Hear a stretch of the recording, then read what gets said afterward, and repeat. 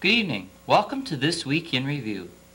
Tonight's stories include: I had an interview regarding the preschool program. We had a couple of power flicks on Thursday night. The ski club held their annual meeting on Thursday night. We took our camera to the new healthcare facility and more, so please stay with us.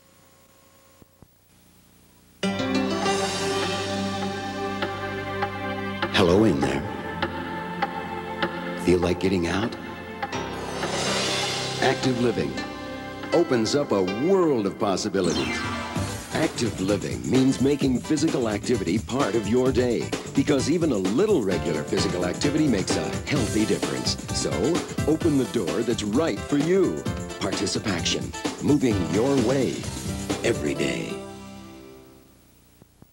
They're not hip or modern, fancy or fashionable. They no longer fit your prescription or your style. But for one person living in a developing country, these used eyeglasses will put the world in focus, maybe for the very first time. Don't throw away someone's chance for a clearer tomorrow. Donate your used eyeglasses.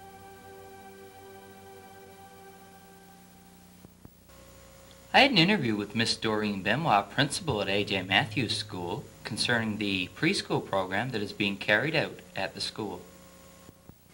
Miss Benoit, is this preschool program offered here at A.J. Matthews School offered by the school?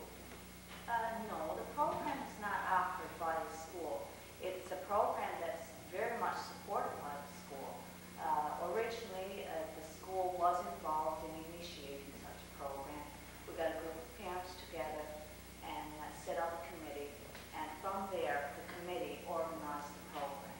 Now, that committee consists mainly of parents, but there are 3 teachers involved: myself, Mrs. Rose Batcher, and Mrs. Marlene Batcher. Now, we're just part of that committee, and we're providing support for the program. Is the program funded by the school? No, there is no funding by the school. However, we are providing support this year. What we have done, we've provided the space for the program to take place, and we've also provided some materials for this year. For instance, we've provided them with construction paper, some toys from the kindergarten class are unknown to them, and markers, chart paper, those types of things have been provided by the school at this time, because the school, because the preschool program hasn't had any money up to this point. Now, I understand that last week they did have a bingo. Now, that bingo was entirely for the preschool program and had nothing to do with the school. The school has taken the stance this year that we will not do any fundraising until after Christmas. Now, the preschool fundraising is not a school fundraising. The money from that goes directly into the preschool program. Okay, the actual name is not preschool, but it's referred to as the EKO program. Yes. What's that letters, EKO? EKO stands mainly for Extended Kindergarten Orientation. Now, preschool has certain connotations with it, and our program is basically, when we set it up in order to get our kindergartens into school the year before. Now, we usually have twice or 3 times a year in previous years where kindergartens will come into the school and get initiated. However, we thought that that's not enough, and we wanted parents involved in reading to their kids more and to get children into the routine so that when they come to school in next year, they'll have a better opportunity to do well right from the beginning. And if they're all prepared, we'll see some movement forward within our school system.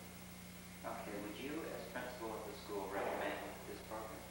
This program, I feel that any school of the future should have a preschool program in place. Now, in larger centers, preschool programs are already set up and parents can opt in or out of the program. In our school, in our area, that opportunity hasn't been available until now. And I'm very pleased to see parents take the initiative to get their children enrolled in this program.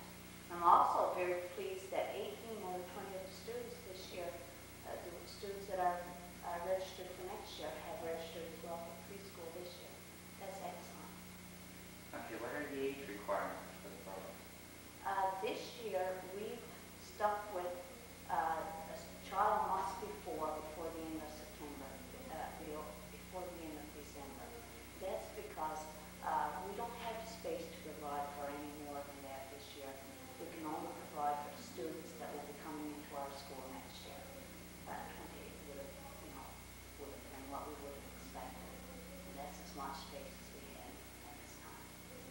Okay, while we're speaking, is there anything new happening at the school?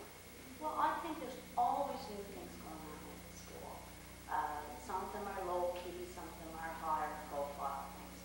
But at this point in time, some of the more higher profile things are things that we usually have every year. Our Christmas concert for the primary students is now in its planning stages.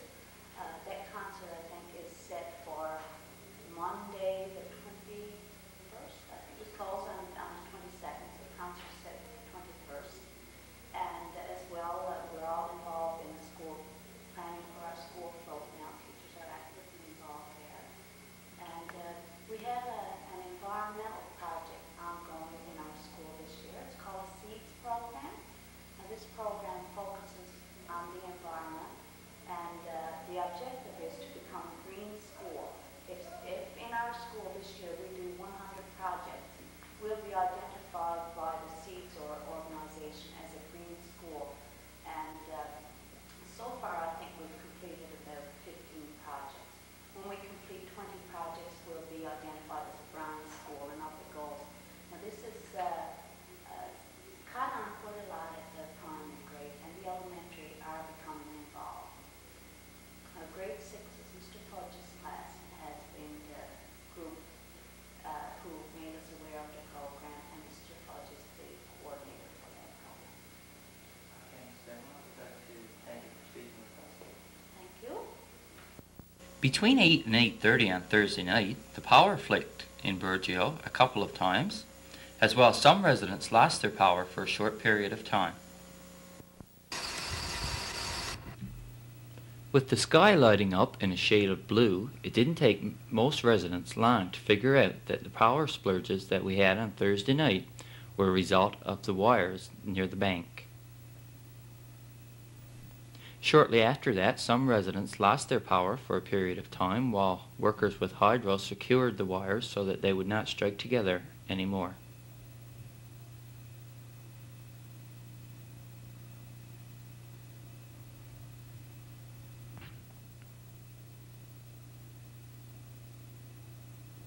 The wires were left secured like this throughout Thursday night and Friday morning.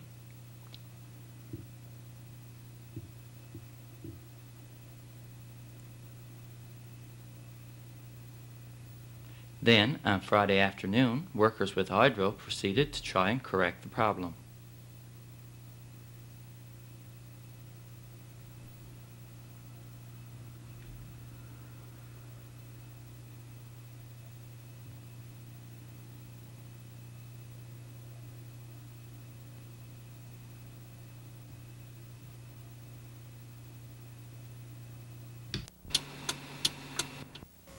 A meeting was held on Sunday night concerning the maintenance and upkeep of the Burgeo hockey rink. Last Sunday, a meeting was held between the executive of the Recreation Committee, Owen Marsden representing the Minor Hockey Association, and Stan Kosser, president of the Lions Club, regarding the operation of the rink for this season. The major concern was the economic situation in town, and in the unlikely event that the Lions Club finds itself with a major bill, it might not be able financially to operate the hockey rink. However, the Lions decided prior to the meeting to do everything in their power to look after the rink again this year. It was agreed at the meeting that everyone concerned would work together. In short, the rink will be operated the same as always, and with not much to do around town, any volunteer help in coaching, reffing games, snow clearing, etc. would be greatly appreciated. Also, if a special fundraiser is held, your support would be greatly appreciated in that aspect as well. What is 56 Spark Street? Is that a teenage show? USC Canada, you know, third world development. I remember when I was a kid growing up, they used to have those ads on TV with that Lotta Hitch. I am Lotta Hitchmanova, Executive Director of the Unitarian Service Committee. Times have changed, but the message is still the same: concern and caring. I'm Bruce Coburn for USC Canada, 56 Spark Street, Ottawa.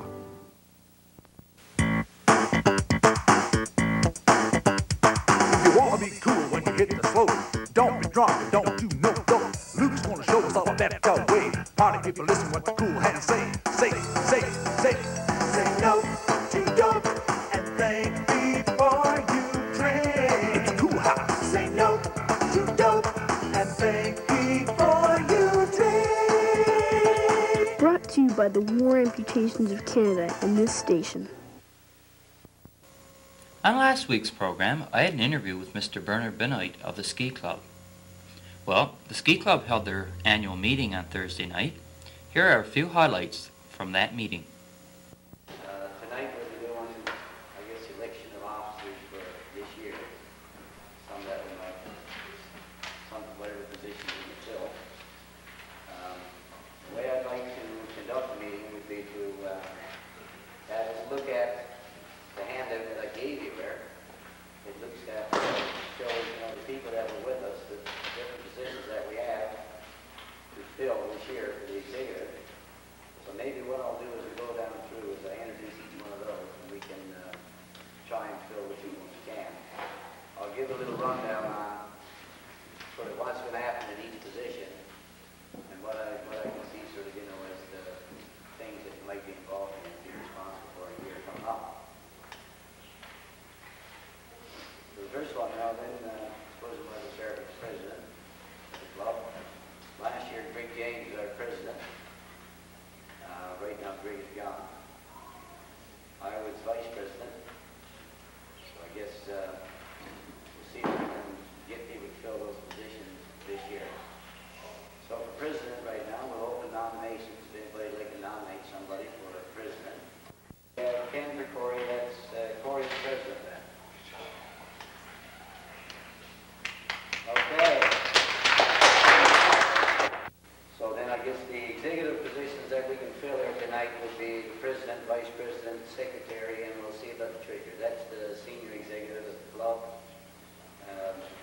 Elected was Corey Skinner.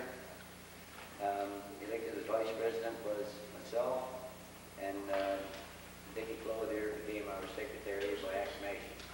So I'll nominate and accept him. Okay, and we'll see about the treasurer later. A number of other positions were filled as well. After the meeting, a dart shoot-off was held, and we also took our camera inside the new healthcare facility again this week to see what changes have been made.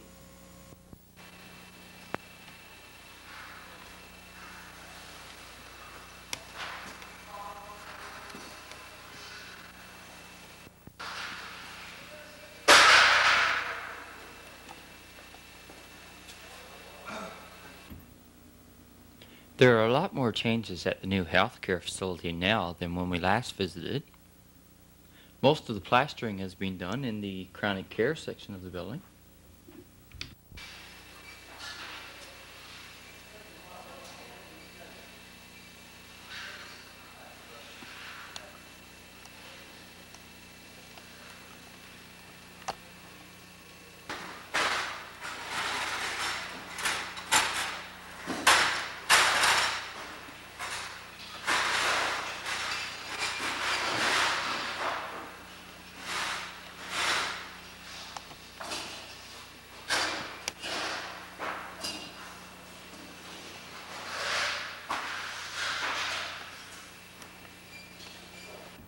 Work is also being carried out on installing the fluorescent lights and the materials to install the ceiling tiles.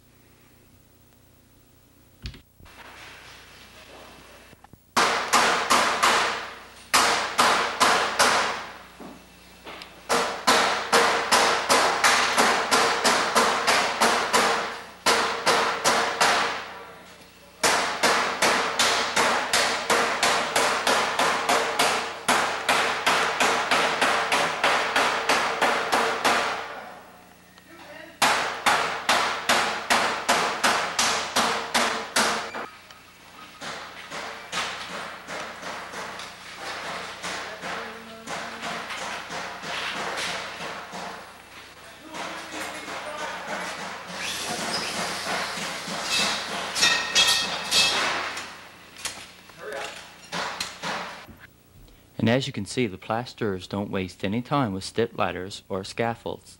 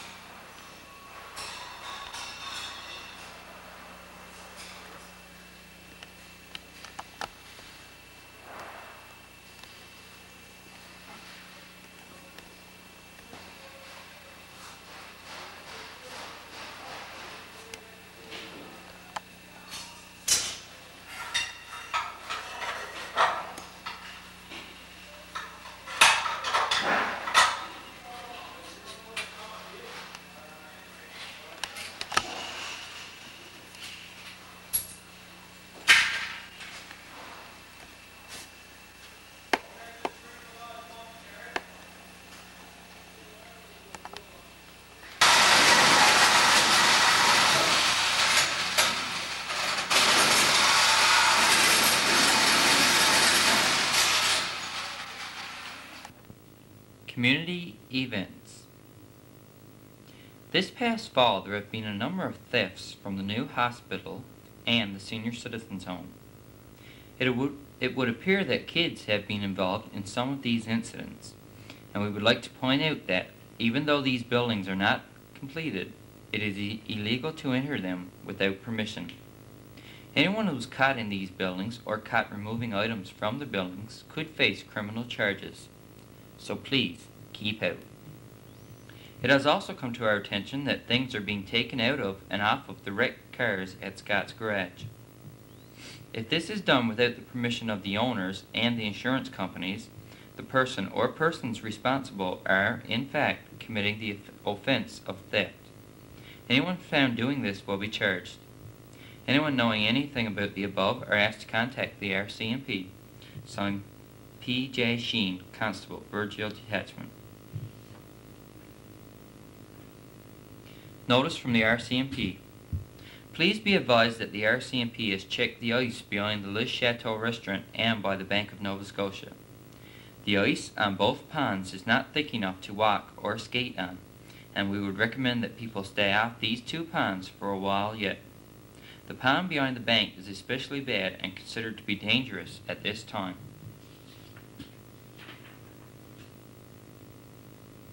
The Canadian Red Cross Society Newfoundland Labrador Division Public Service Announcement. Thin ice can be deadly. The Canadian Red Cross Society Newfoundland Labrador Division advises outdoor people that a minimum thickness for skating on ice is 15 centimeters. The way to tell is by cutting a hole in it. If it's 15 centimeters thick, it's safe to walk on or skate. For snowmobiles, the ice should be no less than 25 centimeters or 10 inches thick. Also remember, just because the ice is thick enough in one spot doesn't mean it will be all over. The ice will be thinner where there are currents and weaker where there are pressure ridges and hair holes. The best rules to follow if you don't know anything about an ice-covered area is stay off, or ask someone who knows something about the area. Public notice. Canada Employment Outreach is reminding youth between the ages of 16 and 24 of the survey they are currently doing to determine interest in a career exploration for youth program in Burgeo. The purpose of this program is to provide 6 to 8 weeks of full-time day guidance to help youth determine a suitable career goal. If enough interest is shown, we feel confident we will secure funding to run this program. To date, we have only 12 interested youth from Burgeo and no interest from Ramya. Please consider the opportunities a program of this type will provide you and consider giving us a call today. For more information, please contact the Employment Outreach Office at 886-3389. Attention fisher person and fish plant workers regarding the Emergency Response Program possibility. All fisher persons and fish plant workers who meet the following eligibility criteria are asked to contact the Employment Outreach as soon as possible. must have qualified for UI solely from the fishery last year, or must have accumulated a minimum of 3 insured weeks in the fishery this year. New entrants requiring 20 insured weeks to qualify for UI must have a minimum of 12 insured weeks from the fishery, and must not be on a UI claim now. Please note, this survey is to determine the number of people who would not qualify under the Northern Cod Moratorium Package, but would qualify for the emergency response funding. Also note that this survey does not mean that we will be successful in obtaining an emergency response program.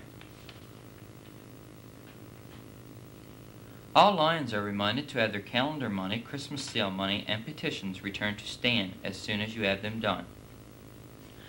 Also, any individual, group, or organization who has not contributed to the Christmas sales campaign can do so by giving it to Stan or Doug at the town office.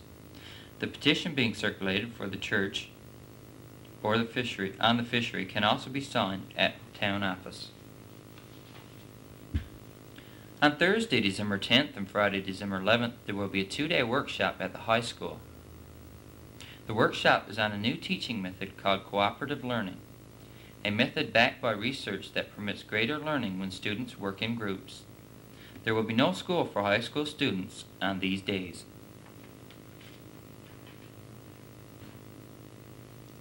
Burgeo Lioness Club will be having a TV bingo on Wednesday. Cards are $1 each or 6 for $5 and are available in most stores around town. Please support your local Lioness Club by playing TV bingo. Well, that's it for tonight's program. Please stay tuned now for the bandwagon. Anyone out there that would like to come in and perform on our Christmas bandwagon is more than welcome to do so. All we ask is that you give us a call and let us know that you're coming, so we'll have some idea of how many people to expect. On behalf of BBS and the BBS volunteers, I'm Dave Cooper. Have a great week. Good night.